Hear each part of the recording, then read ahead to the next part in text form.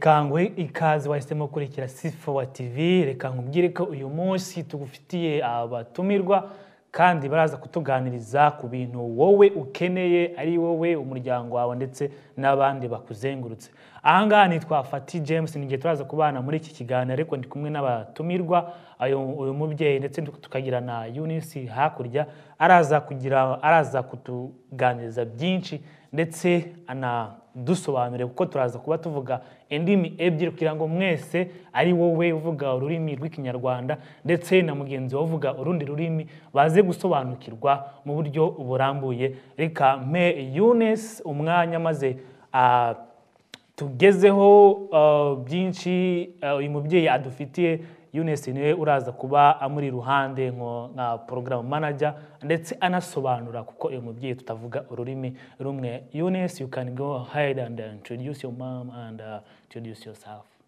Hi, my name is Eunice Mukaz. I'm with C4 Ministry Program Coordinator, and today we are having our conference, Men and Women Conference, and we are talking about the topics about the preventative of COVID-19 and also how we can prevent ourselves or protect ourselves from getting it.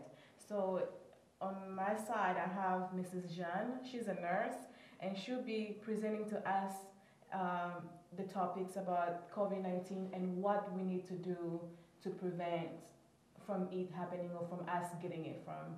So Mrs. Jeanne, the floor is yours. Thank you so much. Tutazungumza siku ya leo juu ya COVID-19. Gisi ilianza, gisi magonjwa inaendelea mu watu na gisi matunzo yanapaswa kuya na protection tunaweza kuya nayo kati yetu. COVID ni magonjwa kali kabisa ya kuambukiza ama kuchafuza. Mengi wanajua na wanaumwa na kupona bila matunzo ya kawaida.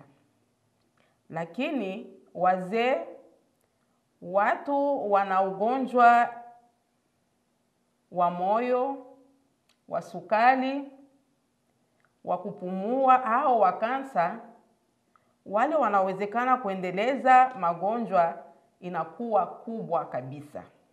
Yes, ndazi kuba mbisubiramo mu Kinyarwanda ko ndabizi wowe ndetse n'abandi bumva Kinyarwanda, ariko arimo aratubwira ko COVID-19 aratubwira uburyo bwo kwirinda COVID-19 ndetse atuvuga ko abahangayikishwe cyangwa se abo COVID-19 igira ingaruka ari babandi bafite ibibazo cyane cyane by'umutima, iby'ubuhumekero ndetse n'abafite kanseri, kuko ari bo bakunze kwibasirwa na COVID-19 kurusha abandi ahanini, ariko akaba ari abantu bafite imyaka iri hejuru cyangwa se bakuze.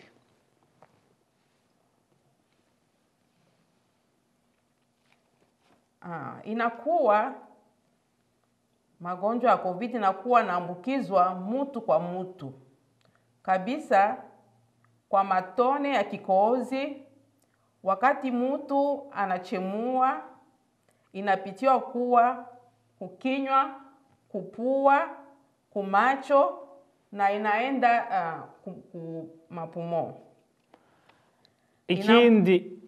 Ikindi kandi nuko COVID-19 yandura binyuze ku muntu ku wundi, nuvuga ngo abantu nibo banduzanya ahanini biciye mu matembabuzi. No kuvuga ngo ushobora guca mu macangwe cyangwa se igihe umuntu yitsamuye akaba yakwanduza undi muntu bitewe n'intera bahanye cyangwa se intera iri hagati y'uwanduye ndetse n'utanduye. Bikaba byakoroha kugira ngo amacandwe cyangwa se andi matembabuzi yavuye mu kanwa kuwanduye abe yakwanduza undi mugenzi we biciye mu kanwa ke cyangwa se mu zuru, ahariho hose hashobora kwanduza umuntu biciye mu matembabuzi. Inaambukiziwa tena wakati watu wanakaribiana karibu. Inafai mtu anaikala futi 6, miguu 6 katikati ya watu. Ingine inaweza kuambukiziwa wakati unagusa fazi yenyewe inakuya virus ilikuya pale juu na wewe unaenda unakamata unaambukiziwa, unaweka kukinywa, unagusa, unaweka kumacho, bila nao kunawa kumigono na sabuni na maji, unakuwa unagusa, unaambukiziwa vile. Ni ukuvuga ngo iyo virus cyangwa se COVID-19 niba uwanduye wegeranye nawe cyangwa se mudahanye intera ya metero 2 cyangwa se ibyo bavuga mu cyongereza 6 feet, nuvuga ngo ya macandwe ye bizakoroha kuba yakwanduza, ariko igihe muzaba mutandukanye muhanye ya ntera ntago mushobora kwandura. Ikindi uramutse ukoze aho uwanduye yakoze kandi yasize amatembabuzi, wenda yafashe intoki ze ziriho icyuya cyangwa se yakoze ku mazi cyangwa se yakoze ku zuru cyangwa se mu kanwa, birakorohera kugira ngo nawe ube wakwandura. Urumva rero ko ari byiza kugira ngo muhane intera kugira ngo niyo yacira cyangwa se yitsamuye amatembabuzi ntabe yashobora kukugeraho biturutse kuba cya kintu yafasheho cyangwa se aho amatembabuzi yaguye nawe uhafashe uri muzima ukaba wabasha kwandura. Alama ya magonjwa ya COVID-19 inakuwa inaonekana msiku 2 au siku 11 ya pale we mtu ulikuya na mtu mwenyewe ule alikuwa na mgonjwa na unaambukiziwa mwile masiku 2 au masiku 14 unaanza kuonesha maalama gani ya ugonjwa. Hanyuma rero bimwe mu bigaragaza cyangwa se ibimenyetso bya COVID-19 bigaragara hagati y'imisi 2 n'imisi 14 mu gihe umaze kuba wahura n'umuntu wanduye cyangwa se wakora ku matembabuzi umuntu wanduye ashobora kuba yaraciriye cyangwa se yashize ahantu runaka. Imisi 2 hagati y'imisi 2 cyangwa se 14 ushobora kuba wagaragaza bimwe mu bimenyetso bya COVID-19. Alama ya kwanza inakuwa mtu anakuwa anajisikia anakuwa na homa, anakuwa na kikohozi, anakuwa na kigumu kupumua, anakuwa na kuchoka, uchovu kabisa, anakuwa na mwili naumwa, anakuwa na maumivu ya kichwa, anapoteza kionjo na harufu, anakuwa na kao kubwa, anakuwa na mapua, pua inaanza umwa, anakuwa na tapiga, anakuwa na kuharisha.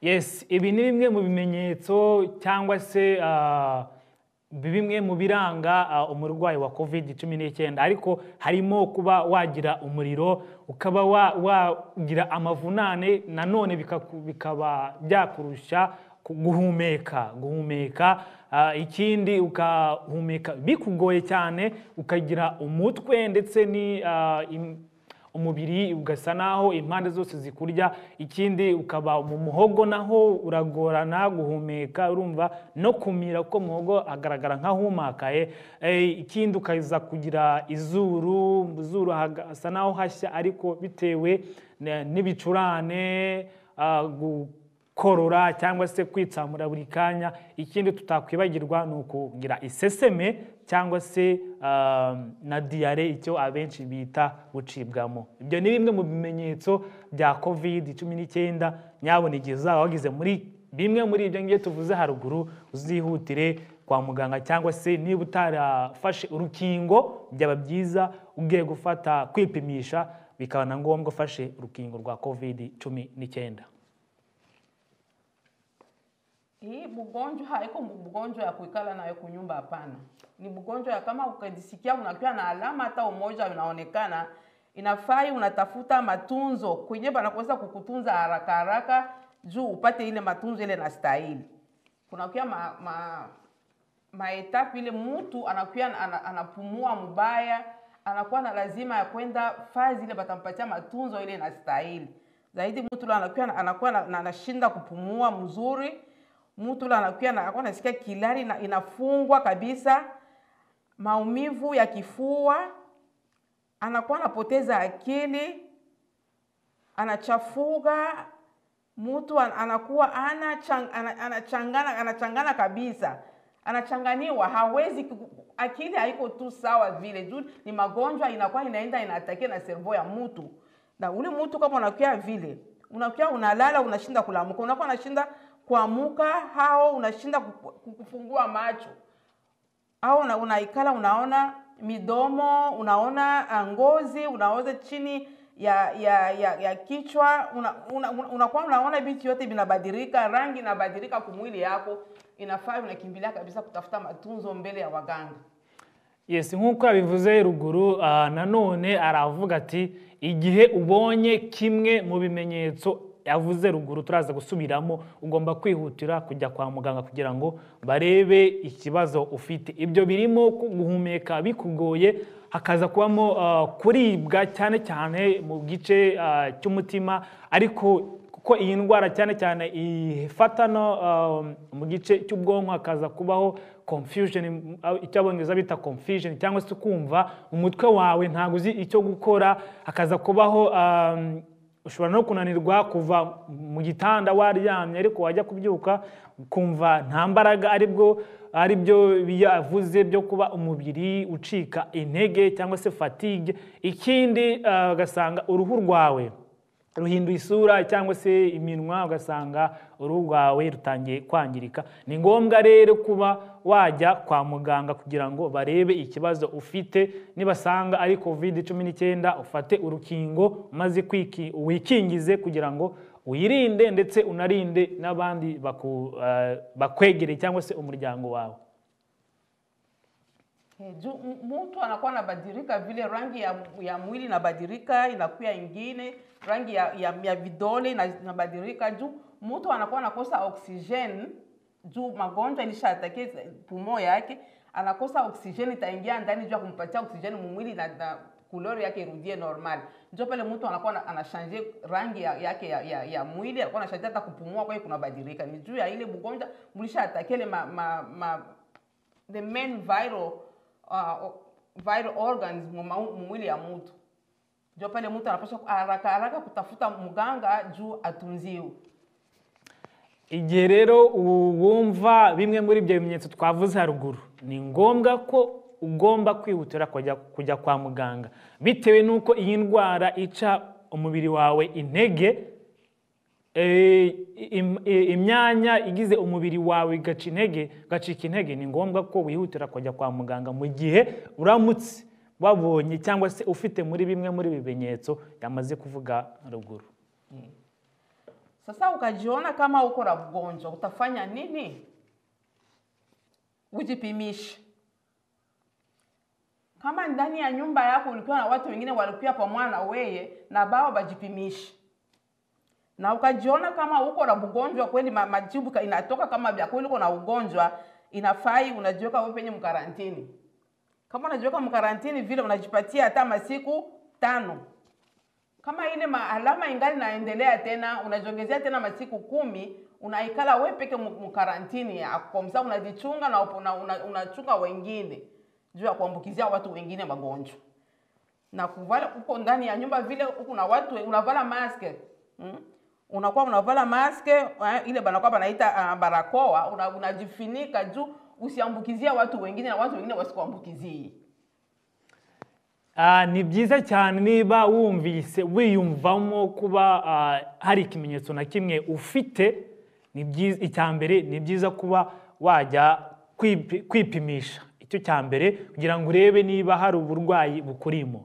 Igihe wasanze urwaye cyangwa se umwe mu nzu ubamo arwaye, ni ngombwa kwishira muri karantine. Nuvuga ngo wowe ubwawe kugira ngo urinde n'abandi, ni ngombwa kwishira muri karantine, kuko we uba wiyizi ariko wanga kwanduza abagenzi bawe cyangwa se abana bawe cyangwa se ababyeyi bawe cyangwa se abandi bakuzengurutse mu nzu. Igihe wasanze wanduye, ugomba gufata iminsi 5 uri muri karantine kugira ngo uzasohokemo, nanone wongere ujye kwipimisha urebe niba bwa burwayi bwarakuvuyemo. Rero nanone ni ngombwa mu gihe usohotse hanze kwambara agapfukamunwa kugira ngo wowe ubwawe wirinde ubwandu buturuka hanze ku bandi bantu, cyangwa se niba bufite nawe wirinde kwanduza abandi. Ni byiza rero gukurikiza aya mabwiriza nk'uko atubwiye kugira ngo wirinde cyo cyambere ndetse urinde abawe, urinde n'abandi bakuzengurutse. Kuna kuya manamna tatu ya vaccine ya chanjo ile mtu anaweza kufata ya Johnson and Johnson, kuna kuya Pfizer na kuna kuya Moderna. Ile machanjo tatu inakuwa nasaidia juu ya ugonjwa ya COVID-19. Inafai kila mtu haipate juu ya kujikinga na kusaidia wengine. Yes, noneho nyuma yo gusanga ufite wenda bumwe muri bya bimenyetso twavuze, ni ngombwa gufata urukingo. Murabizi ko urukingo ruba rukurinda indwara z'ubu ndetse no mu gihe kizaza. No kuvuga ngo yifashe urukingo uba wirinze ndetse urinze n'ubuzima bwawe bw'ahazaza. Kuri COVID-19 rero dufite ubwoko bw'inkingo bugera kuri butatu. Dufite Johnson & Johnson ariho batera urushinge rumwe, tukagira Pfizer cyangwa se Moderna naho batera inshinge eshatu, ariko hagasabwa n'ubundi gufata urundi rwo gushimangira ari rwo bita booster shot. Rero ni ngombwa kugira ngo buri wese, bitewe nuko COVID-19 ari indwara iri ku isi yose, ni ngombwa kugira ngo umwe ufate rumwe muri urukingo, haba rumwe rwa Johnson ndetse n'ebyiri za Pfizer ndetse na Moderna, kugira ngo ubashe kwikingira ubwawe, ukingire abawe ndetse nukingire n'abazagukomokaho, kugira ngo ubuzima bwawe n'ibyo upanga mu buzima buzaza bizabe nta makemwa. Ndiyo, inafai tujue mgonjwa wa COVID-19 tunakuwa tunaita coronavirus. Ile ugonjwa ile ni ugonjwa ilitoka ile ugonjwa baliipata ku mgini ya Wuhan ya China mu December ya 2019 na ikaingia huku kwetu ilikia mu March 2020 na ikakuya na nguvu sana, iliua watu mingi na ilikuwa naambukiziwa sana. Na mkifupi ile tulikuwa tunatoka mkongea hapa, tulikuwa nasema maalama ya COVID-19 kulikuwa kuko homa, kuko uchovu, mtu anakuwa anachoka, kikohozi kavu, kuna kuya mtu anakuwa mafua, anakuwa na running nose, anakuwa na mwili anakuwa naumizwa, anakuwa na throat pain, anakuwa na diarrhea. Sasa inakuwa natuonesha kidogo na gisi ya kujikinga, tutajikinga namna gani. Kuna kuya mamezuri ile tunaweza kubeba she watu juu ya kujikinga kwa ugonjwa. Kunawa maji, kumikono na sabuni, kunawa kabisa na sabuni na maji ya mingi pendant vraiment 20 secondes. Tunanawa vile, kisha tunakuwa tunajikinga, tunavala mask kuja kujikinga she peke na kukinga watu wengine. Tunakuwa tunafanya vile banaomba, tunaikala mbalimbali, miguu tunapishana 6. Vile tunakuwa akuko namna kwanza kuambukiziana itakuwa kama mbali. Kisha kama unajiona sema uko mgonjwa, ikala nyumbani. Ikala nyumbani ujikinge, ukale fazi moja usiende kuambukizia watu wengine. Na kingine ile banakuwa banapenda kabisa ile hygiene kabisa ya kusema hapana, kwanza kama unabamba kukitu vile hapana kugusa pua, hapana kugusa kinywa, hapana kugusa macho juu ndio ile fazi ile virus inakuwa inaingia mu macho, inaingia mu pua, inakuwa kuingia kwa kinywa ya mtu. Na kisha vile nafai tunaikala tunajua kila siku tunakuwa informed, tunakuwa tunajua nini tutafanya mui mambo inatokea hii ugonjwa ya coronavirus iko hapa. Tutafanya aje, tutajibeba aje. Inafai kujua connaissance kunakuwa nayo. Mtu anapaswa kujua nini mitafanya kama hii magonjwa inakuwa, mitafanya nini kujikinga juu ya hii magonjwa, na mitafanya nini juu ya mimi kama mimi inanikamata mitafanya nini. Yes, kuvuga COVID-19 rero ntago twavuga covid tutavuze imvano ya covid cyangwa se n'uburyo bwo kuyirinda ibyo atubwiraga. Rero atubwiye ko COVID-19 yabonetse cyangwa se bwa mbere yagaragaye mu mujyi wa Wuhan ho mu gihugu cy'Ubushinwa, iza kugera muri iki gihugu turimo cya Amerika muri 2020 ariho yabaye nkaho ubwandu bukara cyangwa se buba bwinshi cyane ndetse igahitana n'abantu benshi muri uwo mwaka. Rero uburyo bwo kuyirinda yatubwiye ko harimo zimwe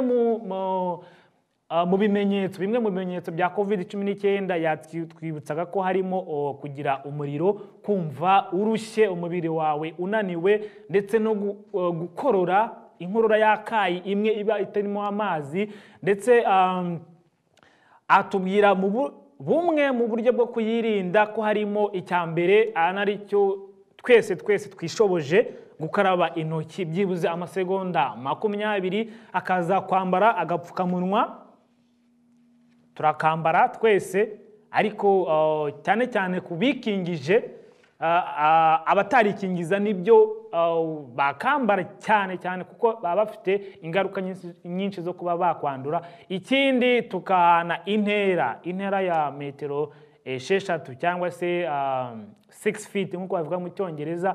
Ikindi nanone, niba ugaragayeho ibimenyetso, nyabuna guma mu rugo, guma imuhira, ubanze utegereze igihe kigenwa n'ibigo bitanga inama ku buvuzi. Cyane batubwiye ko ari iminsi 5. Nuyirangiza ugane ibitaro, umenye ko wipimisha, umenye ko wakize cyangwa se bya bimenyetso byashize. Ikindi nanone, niba wagaragayeho ubwandu, wirinde gukorakora ahantu hariho hose, kuko iyo hakoze wasiga amatembabuzi yaba ari ku ntoki cyangwa se avuye mu kanwa kawe, hanyuma undi muntu muzima utanduye yahakora agahita yandura. Ni byiza rero kwirinda gukoragora cyangwa se gukora ahantu hariho hose, haba kwikora ku munwa, ku mazuru cyangwa se ibindi bice mu gihe uzi ko wakoze ahandi hantu hatizewe. Ikindi cyanyuma, gushaka amakuru, ukamenya amakuru yose yerekeranye COVID-19 yandura gute, ese nabigenza ntugira ngo nirinde ndetse ndinde n'abandi. Ukamenya amakuru yaho COVID-19 igeze. Nk'ubu twabanjije kuri COVID-19, hazaho impindure yayo ya Delta, ubu ngubu dufite Omicron ariyo ikaze. So rero ni byiza kumenya amakuru, ukamenya aho COVID igeze ndetse naho ubuvuzi bugeze, kugira ngo ubone amakuru ahagije yo kwirinda ndetse unarinda n'abandi. Umwanya tugezemo rero nuwo kugira ngo muganga wacu tumubaze ibibazo. Waba ufite ikibazo ndetse n'undi wari wese yaba afite ikibazo, nanjye naba mfite ikibazo. Ariko mbere yo kugira ngo dusoze, reka dusubize Eunice umwanya, niba yaba afite ikibazo abaze muganga mu gihe tumufite n'amahirwe, kugira ngo buri wese asobanukirwe maze natwe twumvireho. Eunice, if you have some questions, you can go ahead and ask her. Actually, I don't have any more questions, but I'm just going to summarize what she says in English with everybody. For people who do not understand what they're speaking, there's Kinyarwanda and also Swahili. With what they just said, I feel like this is a good summarization right here for COVID-19, that if you feel like you are not feeling well, you are having a temperature, you are having a running nose, or sometimes it's like a sinus infection, you may have that, your nose is running, go ahead and get tested. It does not cost a thing to get tested.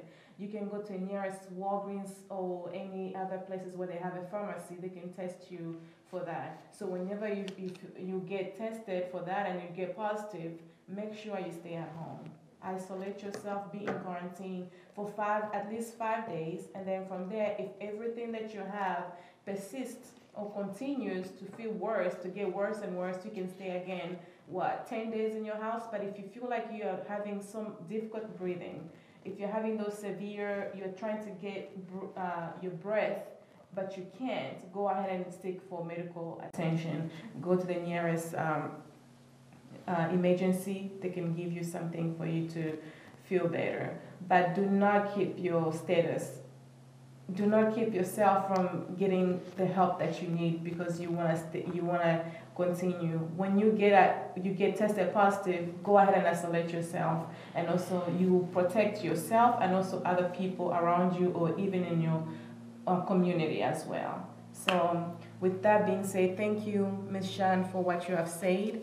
And the reminder is that to prevent it from happening from you or to your family, make sure that you wash your hands. It doesn't take too much time for you to wash your hands. And also make sure you avoid to touch your face, you touch your eyes. If you touch anything around you, make sure you wash your hands after that. And also get yourself tested, wear a mask around yourself, around people. Stay 6 feet away from each other. Let us protect one another from this virus, and that's how we can beat it. Thank you so much. And thank you for everyone that has been here. With See Forward Ministry, we thank you. Hope you will see you again.